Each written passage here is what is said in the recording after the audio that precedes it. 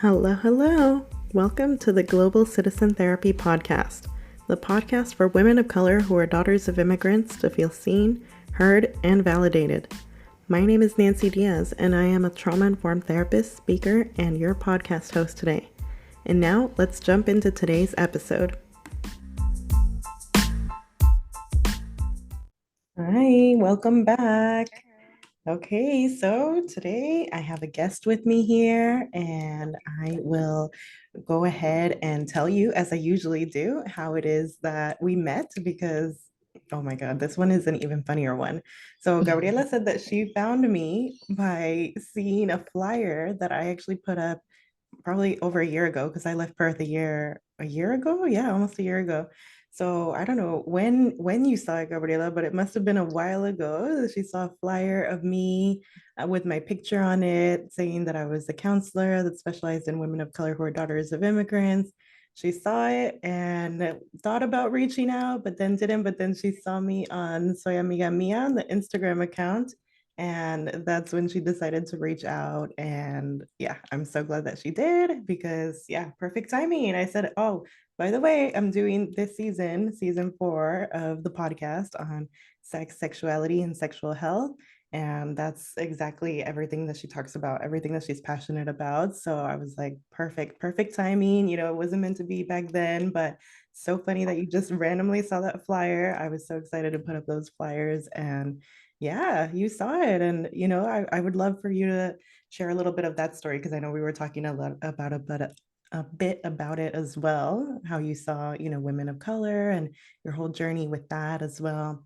So, yeah, we're going to be talking about all kinds of things today, you know, especially about shame around sex and taboos and living within cultures. You know, these are things like Gabriela talks about quite often. So, yeah, but before we get started, of course, let's have Gabriela introduce herself. But yes, thank you, Mhm. Gabriela, for joining us. Thank you, Nancy, for this opportunity to have a chat in your podcast.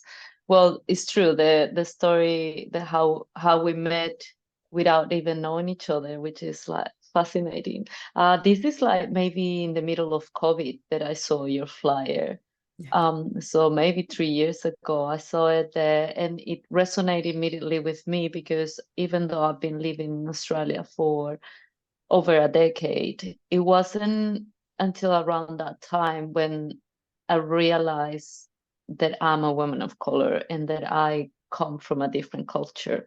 I am from South America. I'm a Latina woman living in Australia. And yeah, I was in that process of like identity searching, who I am, what do I want to do.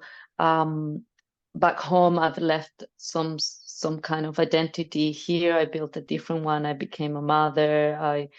I married and separate. Um, and I was in that process, and your like flyer totally resonate with me. And then I saw you again in Soy Amiga Mia Instagram, and I was like, oh my God, that's the woman has been in my mind, in the back of my mind for so long. Yeah. And it's been 3 years since I saw that flyer, and I went to uni. I went back to uni here in Australia, and I did my postgrad in sexology, and now I'm doing my own business as well as a sex educator and sexologist. And I reached out. I was like, what can we do together? How can we empower women of color? How can we empower Yeah. daughter of immigrants? And how can we facilitate the journey for other women that they might be searching for their true self and their identities as well? Yes, amazing. Oh, I love Mm. that. Yeah, I'm so glad that you reached out. I love when people just randomly show up in my DMs and tell me these funny coincidences. I just love it. It's such a small world. So, Yeah. yes, we didn't get to meet in person when I was in Perth, which is a bummer, but I'm glad that we met now. And I know that you were telling me that you know, you're a mother, you're a sexologist, you're a sex educator, you have your business, but you know, you were telling me about being a dancer as well. Do you want to talk a bit about that? Because I found that super interesting, you know, and you were talking about like the challenges of, you know, being an academic and being a dancer and, you know, all the stigma, I guess, that comes with that as well, right? Yeah, of course. I started dancing as a stripper when my son was 1, because yeah, I wanted to go back to work, and I felt that any other job I would be have to pay someone else to look after my child while I was making money. It didn't make sense to me. Mm-hmm. So stripping had always been in my mind. It was always this kind of like in South America and in Hispanic cultures, like anything that dichotomy Madonna whore is so strong in the as a woman, like you either a whore or you are a mother. Like they never cross, like Mm-hmm. it's totally that polarity. And but I was always curious about that sexual energy. I was always curious about how can I become um, a mother if I don't even consider sexuality as part of the equation. It never really made sense to me. But I think becoming a mother and having the opportunity to provide for my family through stripping, it kind of gave me that self-validation that I needed to be brave enough to jump into the industry. And and I did that, and I'm so grateful because it gave me so much, so many opportunities. It gave me so many opportunities of how to live my life with independence and how to grow self-esteem and understand my uniqueness in terms of like, yeah, I'm a Latina woman. That comes with so many stereotypes, but I'm also on charge of those stereotypes. I can manipulate them. I can use them for my own purpose. Mm-hmm. Um, and it wasn't until, yeah, my son started schooling that I realized, well, okay, I explored all of that, but what do I really want to do? And that's when I jump into uni and then navigating that shame and that duality again. Like, because until then as well, you I've been thinking a lot about this. Like you enter the industry and you don't have a community to share that with. It's always because it's about sexuality or sensuality. Um, you cannot talk to people about it. And it's almost like it's that parallel as well with like anything that has to do with sex. People think it's like you cannot talk to anyone. You better not mention it, even to your partner, even to the people that you are having sex with.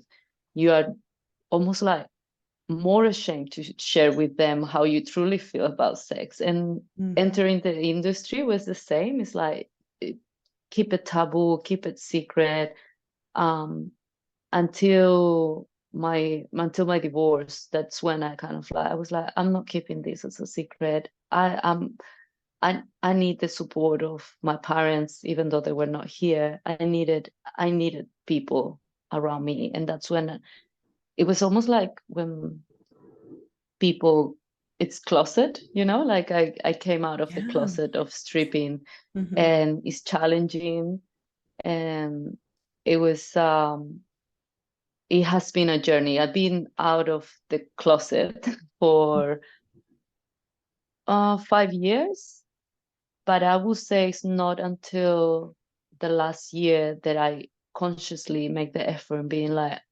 I'm not lying about it to anyone. I am proud of who I am. I'm proud of what I have done, and I'm proud of my journey. And I think I cannot be trying to empower women to live sexuality free of shame and guilt if I am shameful and feeling guilty about my life decisions that outside society conditioning. I'm so proud. I'm so happy with. Yeah, that's amazing. That's a beautiful journey. Thank you for sharing. That is incredible, honestly. And you know what? Actually, I'm hanging on to the last thing that you said, that you can empower women if you haven't broken free of the shame yourself. But I'm wondering what you think here, because I actually think that you can. I think that so many of us, we're all on this healing journey, and we can't let go of that shame 100%. But we're working on it, and as long as we're working on it, we're making those little steps, we're taking those little steps, we're making progress, and people see that it's our own authentic journeys. Mm. And it almost becomes easier for people to open up to us, to relate to us, to feel seen, heard, validated, which is, one of the main reasons that I do this podcast, is that I want to keep it real and say, like, this is my story. I'm not perfect. I still am struggling with shame around sex and, guilt and like all of these things, just as a daughter of immigrants, as a woman of color. There's so many layers. And no, this is going to be a lifelong journey for me. And this is one of the things I Mhm. remind my clients all the time is, it's lifelong, so there's no rush. But I think so often we're in this rush, and especially when we're, in helping professions and working with clients, then we put even more pressure on ourselves to, hurry up and heal so that we can help others. But in reality, sometimes we help people more by being honest with them and saying like, yes, I've come a really long way, but also like I'm not free of the shame yet. And I think that that's, yeah, we're all still working on that self-esteem. Like I always remind my clients, like, how many years have you been on this planet, as a woman, as a femme, but there's so much shame that's put onto us. Another thing I was gonna like touch on is when you said like you're either like a mother or a whore, and right away I thought of like a Virgin Mary, and Mm. being from a Latino culture, there is like I was even thinking like you're a whore or a saint. I thought those were the two that you were gonna say because mother and saint have to go like hand in hand. You can't be a mother and a whore because everyone will, throw rocks at you, right? Yeah. That's exactly it. And so, yeah, I mean, it's problematic. And so it's really empowering, to hear your journey, to hear how you're, taking those steps, making that progress to break free from that shame and now helping other people do that. Like I just thought that was amazing. Like as soon as you, reached out to me and you said that you were a dancer, I was like, oh my God, like this is exactly who I want to have on the podcast, because we're all about like, yeah, talking about taboo topics on the podcast, things that, we normally don't get to hear about. And like you said, like you for so long didn't tell people that you were a dancer. And so now for you to be able to, and yeah, I totally understand, like it's a process, right? Like you tell, close friends and family, but it's still another step to then be able to confidently tell, the stranger at the bank or whoever, whoever asks you your profession. Or even the strangers listening to the podcast, you know? Yeah, yeah, Yeah, being able to, especially as women of color, living in a white country, Western country, I feel I am constantly trying to validate myself, legitimize myself. yeah, yeah, And then it's almost feel like that job is not legitimate enough, which is absurd, you know, like we do live in a society that requires our bodies to work and spend hours, and people will not look down on other kind of jobs, but somehow this one, but looks most of the time it are our own insecurities as well, the ones that prevent us from fully um, yes, embrace ourselves,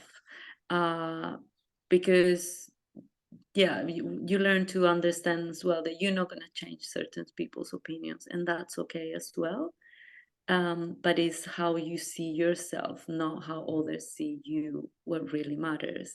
But exactly. as you were saying, it's a journey. Like it's and it's constant, and there will be situations where I do still kind of like feel that little like shame, or maybe I Yeah, shouldn't share this, and um, but it's that reminder that it's like we are in this. It's a journey, it's a process, and the more I can be as an example to others, I think is in my true honesty and my in my true self yeah.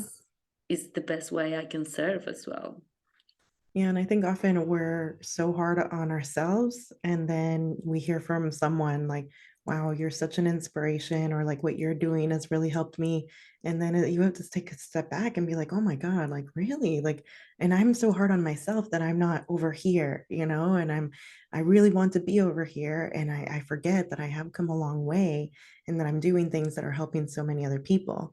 And this is why I love having conversations like this on the podcast. Like I shared with you, going back to keeping it real, like before we started recording, I was like, oh, I've had definitely like a ugh day, and I'm feeling Mm. like very low and very frustrated and just like really like I don't know how I'm going to show up on this podcast, right? But I was like, you know what, I really do want to have this conversation with you. Like I know it's going to be really great for people to hear, and honestly I'm energized once again just talking to you, just hearing your story and having conversations like this. Like I love having conversations like this, and I really want to touch on, you know like especially the fact that you're Latina. Like you're saying, like yes, like women of color have to work so hard, to be in the same positions as our white counterparts.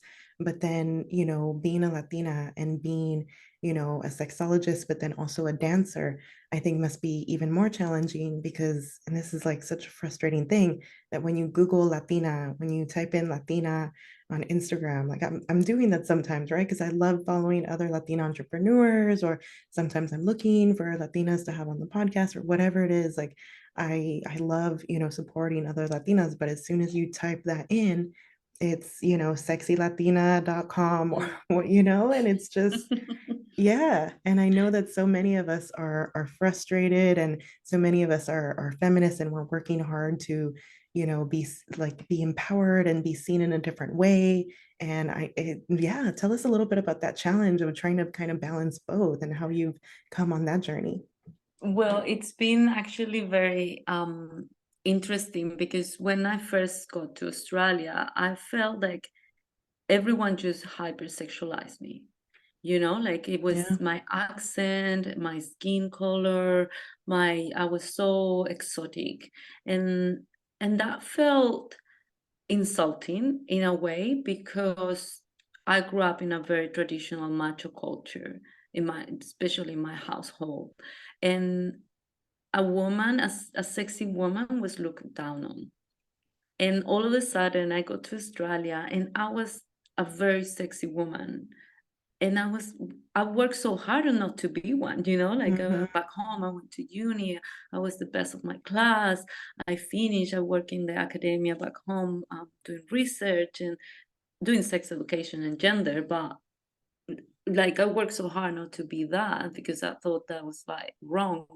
Then I got here and I was like, oh wow, I'm that again. I'm just that.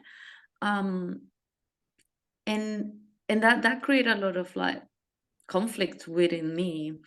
And what I said to you before, like I think once I became a mother, I found that legitimacy of being like, well, now that I'm a mother and I'm gonna support my child with my income, I can explore this sexiness.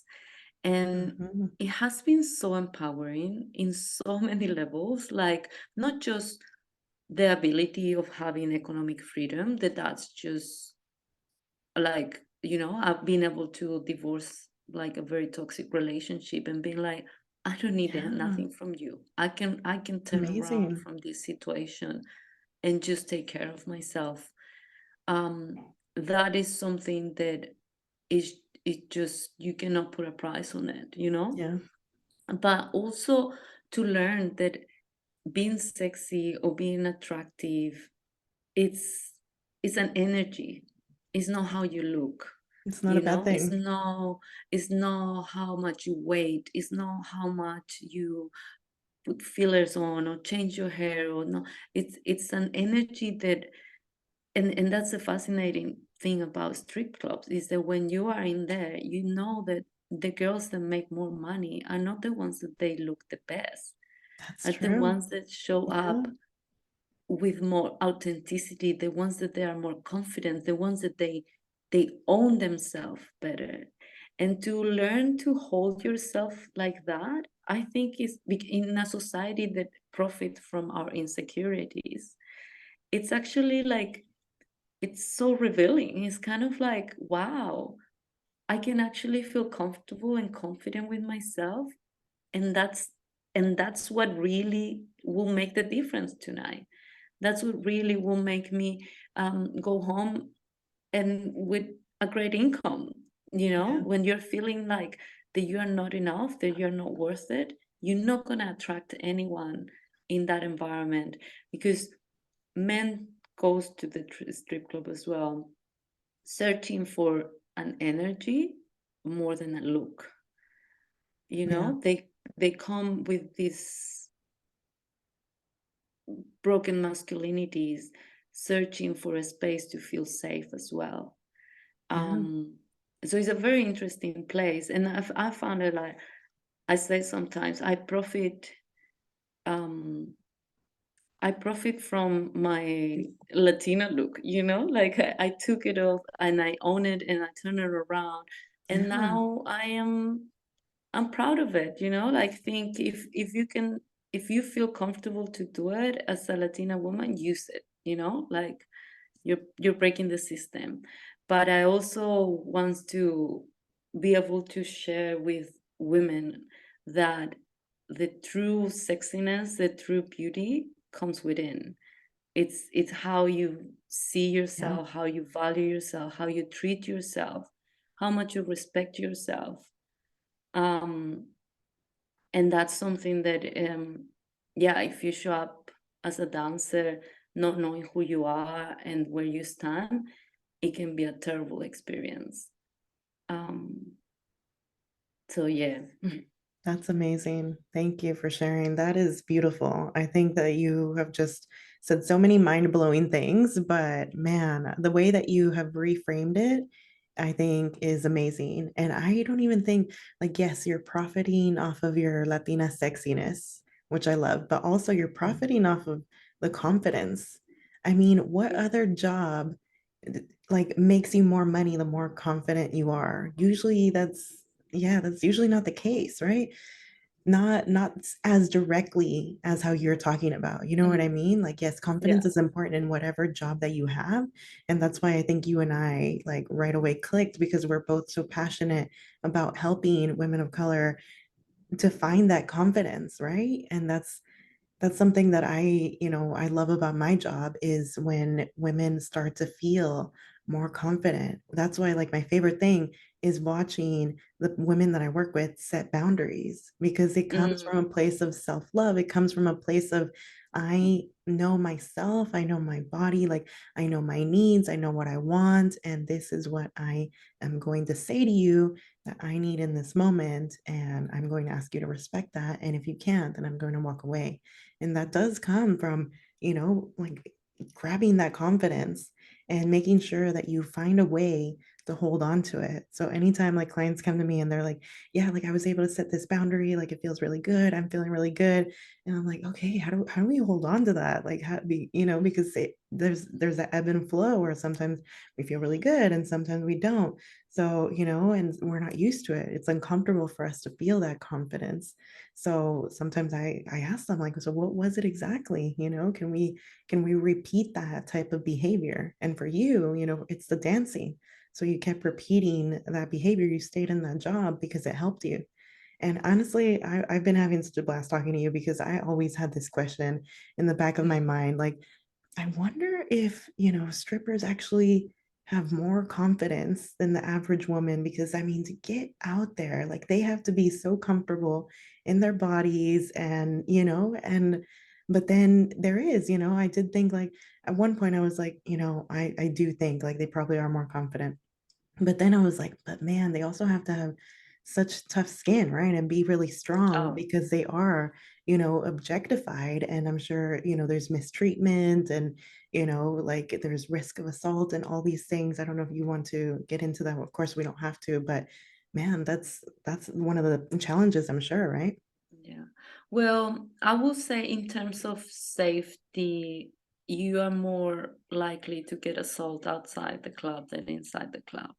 We live like in the upside Yeah. down world, Yeah. like there's system of protection. They're like um they're bouncers, they're like security, they're like the management. There's like a bunch of safety mechanism, but definitely you need to have a tough skin, and you need to learn as well that when people says things to you, it's not because of you. You need to It's their issue. Yeah. be very spiritual in this place. It's kind of like understand that whatever they're saying, they're just projecting, you know, like, and you have to be able to keep honoring yourself and keep going back to your own truth and being able to be like, okay, whatever, next person, next interaction, not taking personally. Although of course it is, you are half naked in front of a bunch of people, and that already can be so challenging for so many people, and so many, even so many dancers, that they're struggling with their own body image issues, you know, like because we're all part of this society. But again, once you're in that environment, you also see that all bodies are beautiful, you Yeah. know, all bodies can be sensual. Well, we all our bodies are sensual, you know, like, and that's Yeah. all of, like, we are made out of, like, that sensuality not doesn't require a perfect body. Sensuality requires to embody your body, to be present in your body. um and that's something that I've, like, yeah, I did a postgrad in sexology and I studied genders, and I've been like doing this for a long time. But the amount of knowledge that I've learned from embodying my body and being able to understand that sensuality, it's not a superficial thing. It's just, it runs so deeply in human nature. Is one of our needs, and needs from connection, from human connection. um and that's, so in term, going back to your question, in a way, it's, yes, you need to toughen up, but you toughen up in a very, like, a spiritual way. You understand that things are not really, um the people that is hurting will hurt, Yeah. and then wherever you put your boundaries is where you are, is your safe space, you know, like Yeah. wherever you stand. And that's why it is a challenging industry, because even though you can make a lot of money, there is not many people out there helping out dancers that they're starting, especially at young age, where they're like, you know, when a woman, what you say, like, we are not told to put boundaries. We're not told to say no. We're not told to even for ask for money. And then we enter these spaces where we need to ask for money, and we need to ask for money within boundaries. They cannot cross certain boundaries, and it really, you need a very strong mindset to be able to learn all of that, and then being able to, that when you realize that that's also you should be applying in real life, is when the full kind of like stripping enlightenment happen. It's like what Yeah. I'm I love asking it. here, I can demand outside in the real world. Yeah. um that I think that's when everything kind of clicks in as well.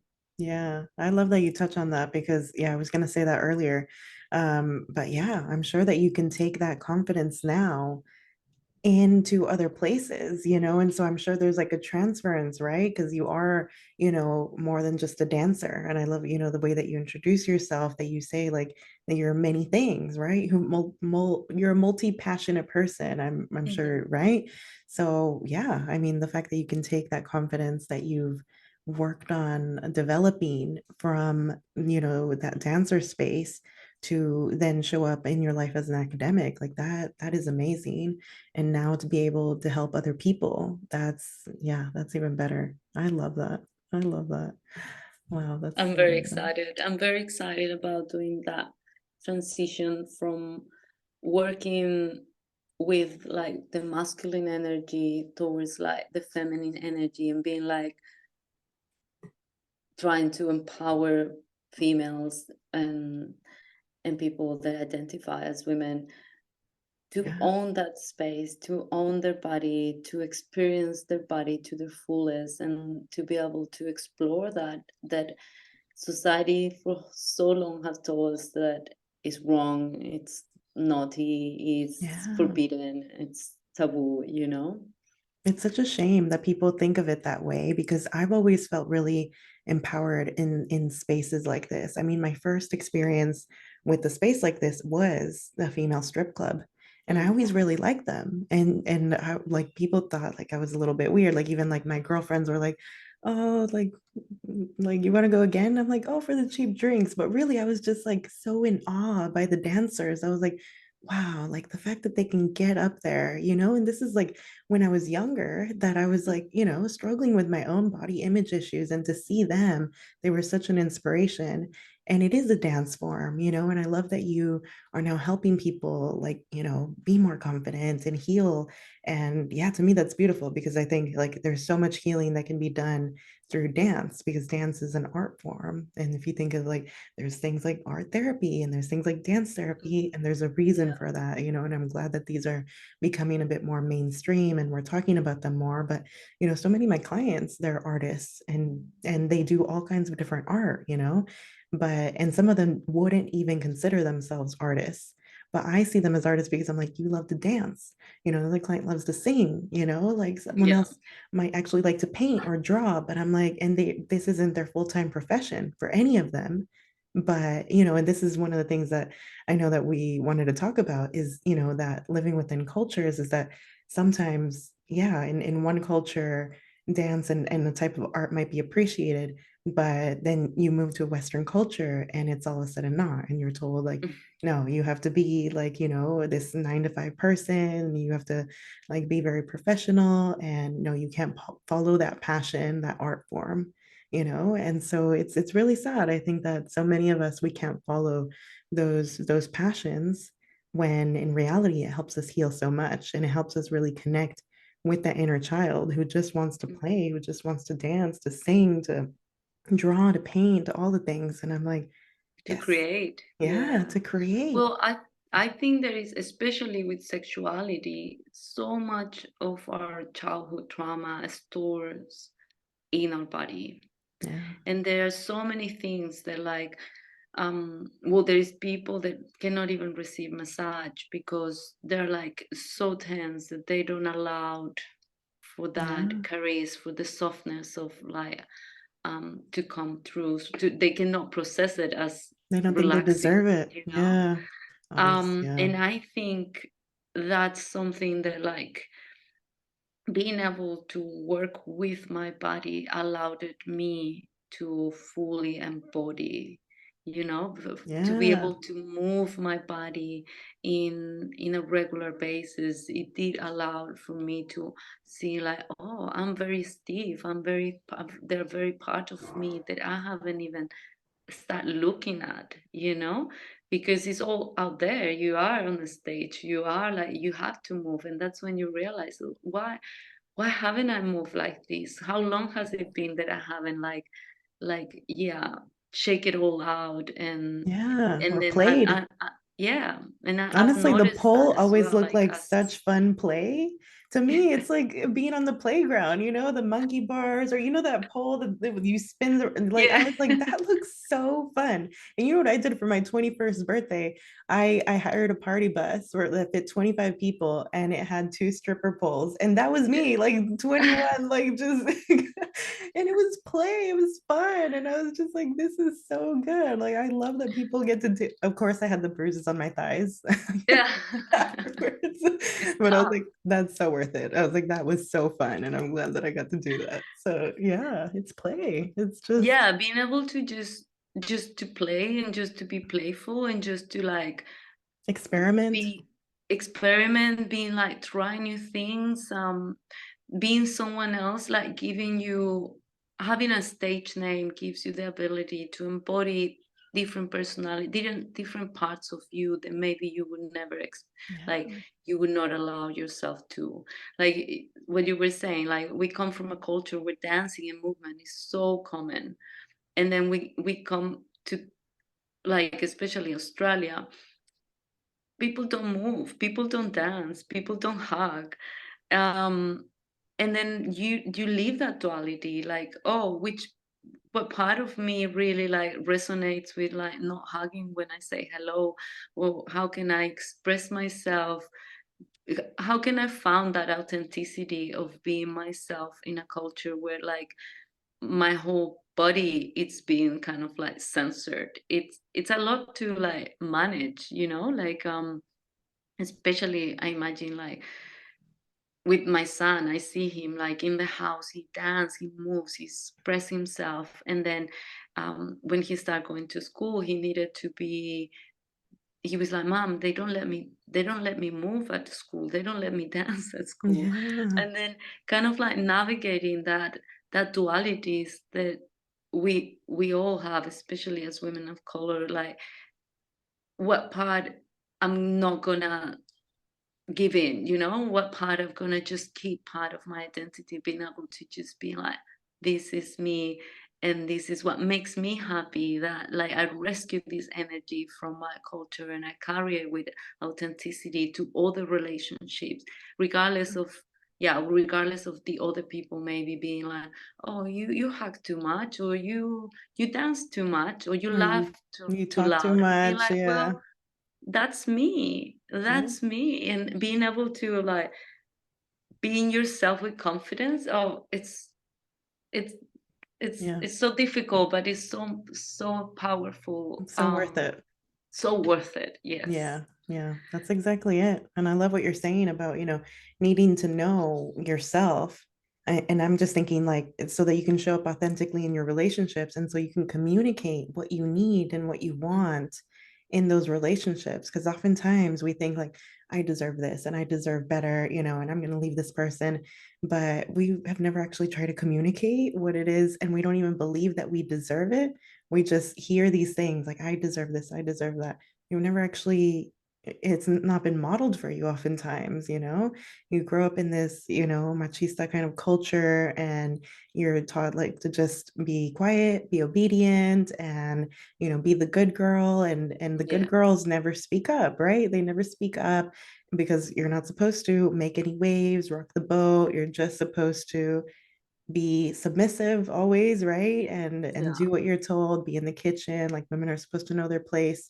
So then Please for you please to, others. yeah, please Yeah. others always, yeah. So and then yeah, because it's so taboo to talk about sex, to talk about all these things, we go into relationships not knowing, what sex even really is, how it's Mhm. supposed to feel, and how to ask for what it is that we need. So many of us don't know what it is that we like. We have no Yeah, experience, no I would experience. say that's one of the first things that I discover, um as a grown up woman as well, is that I didn't know what I wanted out of the experience of the sexual experience. I will get Exactly. into very intuitive, but not knowing really what I was, what do I want from this? Because And where do that's we learn something, it? From yeah, porn. we never learn it. We were never told like, oh, when you're going to have sex, you need to think, you need to know what you want, Yeah. or you need to think what is it that you would like to Or get even out of this products that you're experience. supposed to use, about lube, like, Yeah. I always think about, did you ever see that movie Super Bad? That always stayed with me. The guy's like, no, you don't need lube. You don't need lube. Sorry. She's not a dried up old lady. She's good to go. And, that was one. And that was one of the lines that just stayed with me, for so long, that I always thought like, no, lube is something that you use when you're a dried up old lady. So I should never want lube. I should never use lube. I should never ask for lube. Like that is not something that's for me. Yes. And then there's other stereotypes about like, no, lube is just if you're doing anal, if you're gay, like, Yeah. there's all kinds of problems, but you don't even know what it is that you like, what it is that you need, what it is that's going to feel good. You have no idea what to even ask for. And then when you do No. start to learn, then it's like even more complicated because you have no experience communicating your needs. Outside of Yeah. the bedroom, you don't know how to do it. So then in the bedroom with the awkward, uncomfortable, you're vulnerable, you're naked or whatever, it's even harder. So yeah, it makes And sense. And in the bedroom happens that people is at their most vulnerable. So it's when they're less likely want to take risk. You know, Yeah. when you feel very safe is when you are kind of like, oh, I feel like I can take risk here. But Yeah. if you're feeling vulnerable and if you are naked for the first time with someone, um, and that already feels like strange, you're not gonna want to mess up with whatever vibe is going on. You're gonna feel like, oh no, I just need to put up with this. That's from the fem point of view, but then the males as well, that like they're like also struggling with their own anxieties and with their own insecurities. The difference is that they're told that like they should pursue something and they do it more with more confidence, but they're still like they're two very vulnerable people trying to connect and Yeah. trying to find each other without the tools for it. Yeah. I found fascinating that we're like we enter our sexual lives with nothing, with no information about it, Exactly. with no information about yeah what we want, how what we expect, and somehow, especially our generation. I'm 37, but I found my generation is so much like the little bit about sex that we knew. It comes from like porn, and it comes from what your friend told you, and what your Which friend is told is always what. wrong, what your friend told Yeah. you at age 12. Like, it's not correct. That you could get pregnant from the toilet seat. Remember that? Yes. Oh my God. So all fear based. It's All all about fear-based. like all the dangers of sexuality, and then they're supposed to like sexuality is such an important part of our lives, you know, Yeah. and we're supposed to just move on with it without having known how to do it. Yeah. um and that just it blows my mind. Yeah, it really does. And I think that that's why, as soon as you reached out, I was like, okay, yes, I see definitely a collaboration in our future. Like beyond the podcast, I was like, okay, we both love, empowering women to, talk about sex, to feel better in their bodies, all these things. So I'm just like, okay, probably many collaborations in our future, but yes. Oh Yes. my God. I will use this opportunity to announce to everyone listening to the podcast the very exciting news that we have decided to offer a workshop together. And yes, it's all about breaking taboos and communicating about sex with confidence as immigrant daughters. And we are so excited to actually be going more into depth about all of this because pretty much no one talks about this. And there's not enough Yeah. sex education in school. I mean, I went through my whole school education without ever having a sex ed class. And that to Yeah. me is just insane. I mean, like how, but this is like the thing about like, different cultures. And there's so many, Latinas and women of color who come to Australia or to whatever Western white country. And then they end up dating someone from that country, this white man in heterosexual relationships who actually has had sex ed, or, Yeah. it's less taboo in their family. So they maybe have not, I still wouldn't say that they get a lot of education, but from No. the few that I've talked to, like, I'm like, well, will you?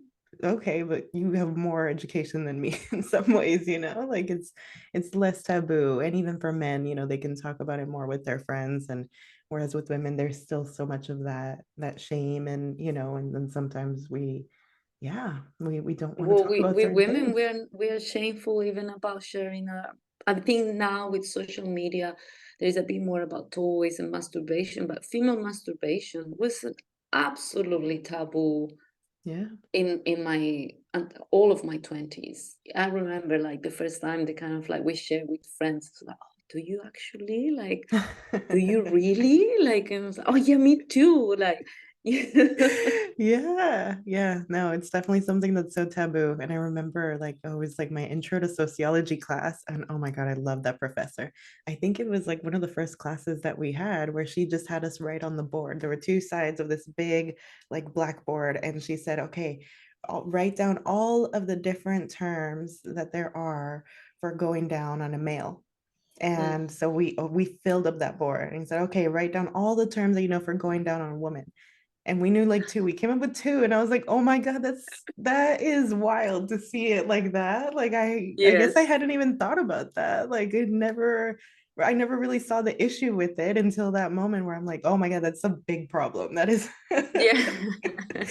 that's something that we don't talk about enough, like pleasure for women and how to pleasure women. Oh my God. But yes, how to pleasure ourselves. It's just yeah, there's so much that I really am excited about this workshop, teaching people like how we can communicate our needs in the bedroom, like how we can even have these conversations about like, safe sex. There's so many boundaries that I think we know that we want to set, but we're so scared to set them. And Yeah. so, yeah, I think we're definitely going I'm to I'm be, so excited. Yeah, I'm so yeah, excited as well to do this workshop with you because I think um yeah, women daughter of immigrants and women of colors, we have this double weight on us that we have to kind of like, just to exist we need to come up with like confidence, and then to even break a taboo, breaking like taboos about sexuality and break the shame about it's like the next level. So I'm very excited to be able to open up that door for people to discover what they want and how they want it, and being able to ask for it, like yeah, that's the journey of, because once, if you can do it in bed, you're going to be able to do it in any other spaces. yeah. So Yeah, 100%. Because when hopefully, you can do that when you're naked, oh, everything else seems so easy. yeah. You're like, I was able to do this while I was naked, so this is just a walk in the park. Yeah, I love Yes, that. yes. Yeah, well, awesome. I'm so excited, so excited. So that's just happening in a few weeks on the 15th for those of you in the US, and on the 16th for those of you in Australasia. So, yes, very excited. We've decided to offer it for free because we want it to be accessible for anyone wherever you are in the world who wants to join. But it is going to be, specifically for women of color who are daughters of immigrants, because we need more workshops that are custom designed for us, with us in mind. Because, like you said, there are so many layers, to being able to communicate about sex, the taboo, the shame, like all the cultural things. It's just, yeah, there's a lot to unpack. So we're gonna do our best to try to unpack some of it, and give you like actual useful skills that you can use, that you can walk away with, so that you can start communicating in the bedroom. So yes, very excited to talk about all of this more in detail. But yes, thank you so much, Gabriela, for coming on the podcast today. It's been an amazing conversation. I'm sure it's going to help so many people who are tuning in and listening, and it's going to be fascinating. So, yes, but before we wrap up, tell people where it is that they can find you. I'll put the links to our workshop that we're going to do together, but I want to make sure that they know how to find you and where to follow you and all that good stuff. So, please tell us. Yeah. Well, I am empowered intimacy on Instagram, empowered underscore intimacy underscore. You need Okay. to type all of my name because otherwise I'm already shadow banned for, for saying pleasure too many times, pleasure and female Mm. pleasure too many times. And yeah, my website's empoweredintimacy.com.au. And yeah, well, I cannot wait for the workshop. I cannot wait for more collaborations, and I cannot wait to help empower women and women of colors to live their more authentic self. Yes, amazing. I love it.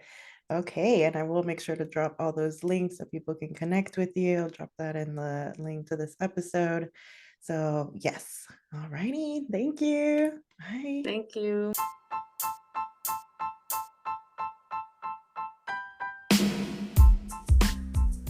Thank you so much for listening, and I hope you enjoyed today's episode. As always, I am here to be open, honest, and vulnerable with you because you are not alone. If you want to support this podcast, please make sure to leave a review so others can find it as well. If you're interested in working with me, you can find me at www.globalcitizentherapy.com. And if you'd like to heal your relationship with self-care and learn more about how to find the type of soul care that works for you, you can find the link to my workshop in the description of this podcast episode. Thank you again, and see you next time.